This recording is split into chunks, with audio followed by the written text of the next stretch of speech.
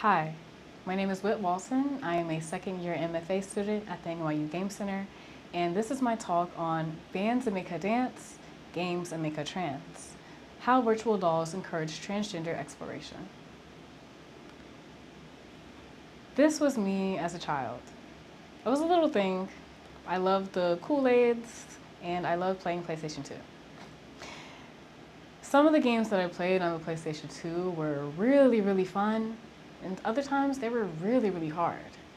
Some of those hard games for me were Spyro, Enter the Dragonfly, but the hardness of it came from the fact that I was not able to save the game when I played it. So I would play it over and over again until I got to an ending or got tired of it. Some of the games that I found really cute and intriguing were games like Mary-Kate and Ashley, Magical Mystery Mall, which, you know, is kind of based because I used to read a lot of their books as a kid growing up. And as you know, a mystery game is a lot of running around completing tasks, like Frog Detective. It wasn't until I played one of the most interesting games of my life, Kingdom Hearts 2. I mean, seriously, this game changed my life. Playing it at 5 years old with my older brother showed me a world I'd never seen before. And at 11 years old, when I rediscovered my love for this game, I decided that's when I was going to become a video game developer. And after a long time of playing on the Game Boy, the PlayStation 2, and the Wii, I came to the conclusion that interesting games were always about boys. They had so much more agency in the world given to them as main characters. And they had much more exciting journeys that were unhindered by the game's design and mechanics. This is reflective of the developers behind some of my favorite games like Kingdom Hearts, who were cisgendered men, which means that they align with the gender assigned at birth. Video games are constructed around hegemonic masculinity. And especially for white and Japanese men, you see a lot of this come to fruition. The girl characters in the games were so ignored, I would often forget they were even there. So I forgot about girls, and I inherently focused on being a boy. My 11-year-old self was Sora, Roxas, Ben 10, and even NBA athletes from 2003. Mind you, I was born in 2003, but still found myself through expression by playing as these people. I began to see myself through what Legacy Russell describes as a multiplicity in self.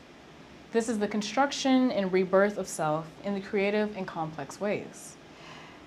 By understanding I was many characters whose lives were nothing like mine, young, Black, female, growing up in Indianapolis, Indiana, I traveled restlessly, gloriously, and through these narrow spaces of video game design to self-define myself as a gamer. As a young kid, I was outside of the binary before I even knew that it existed. And the games that formed me were my act of stitching and healing of the world that would soon come to call me a woman. But I have my tools to keep me safe.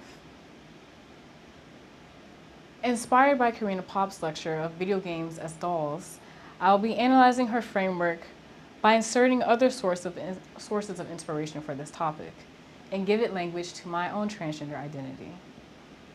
Looking at the model of a subject, we see that tourism is the process by which members of one group try on the descriptors generally applied to persons of another group. But this is actually a limitation. We look to games to serve as reflections of ourselves. And if the game system is reflective of our real world systems, there's not a lot of room for me to be intersectionally free. Audre Lorde talks towards the relationships to the world. In America, this norm is usually defined as white, thin, male, young, heterosexual, Christian, and financially secure. It is with this mythical norm that the trappings of power reside within this society. But we don't have to be bound by this mythical norm. Instead, we can look at how virtual dolls can be used for our own subjective liberation. Looking towards the model of subjectivity, we can embody error by finding new ways to self-define, reclaiming the act of naming ourselves.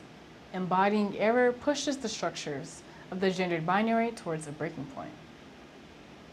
By renaming myself as the hero, it allows me to break the gender binary of my own world.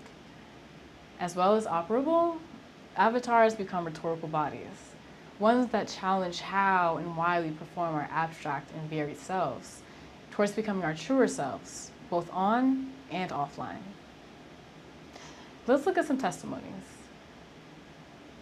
C Serpent 23, a 23-year-old Latino trans man says, quote, "There was always like the male protagonist, and I always kind of enjoyed that.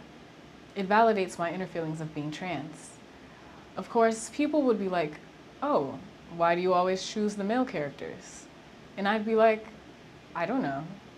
But secretly, I'm like, because that's me. That's me."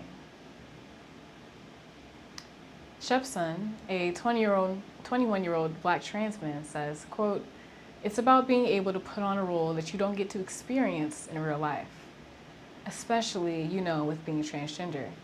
I didn't leave the house a lot for a while because I didn't like being perceived as female. So Mass Effect kind of gave me an experience I couldn't ever have in the outside world." But we can also see that within the trans game developers and gamers, there's a connection. Danielle Bunton-Berry is the creator of Mule, one of the first online multiplayer games. And before online was real. She was a trans game designer and developer who candidly spoke about the orientations towards computers.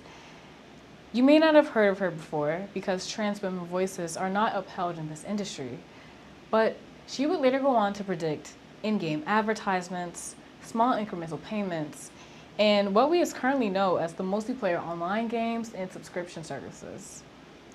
She exists in the very fabric of her games because they serve as archives for our thoughts, our innovations, and our experiences around play. If we destabilize video games history's focus on objects and documents, and rethink video game history as histories of actions and interactions, we might be able to reframe online multiplayer as a celebration of queer and trans life and the women like Bunton-Berry who pioneered it. She is proof we must decentralize objects and read queer and trans life in more places than just what is represented or saved for us. Now, game devs, it's your time to create games that give agency to all of your players. If you can uplift us, you can uplift all. Always make sure to consult with a trans person before going into this expertise as well, because the last thing you want to do is misrepresent or create stereotypes that are not affluent to what we want to actually be represented in games. But good news, the results are in. Trans gamers have grown by 4% in 7 years, and we love a mode of transportation for our mind. Fantasy and design games are heavily preferred because we can create our own realities within a game and escape the structures that are limiting us in the real world. And by that point, the cards will be in our hands. Thank you so much for watching, and I hope you were to take something away from learning more about how virtual dolls can operate for transgender expression for both players and game developers alike. Thank you.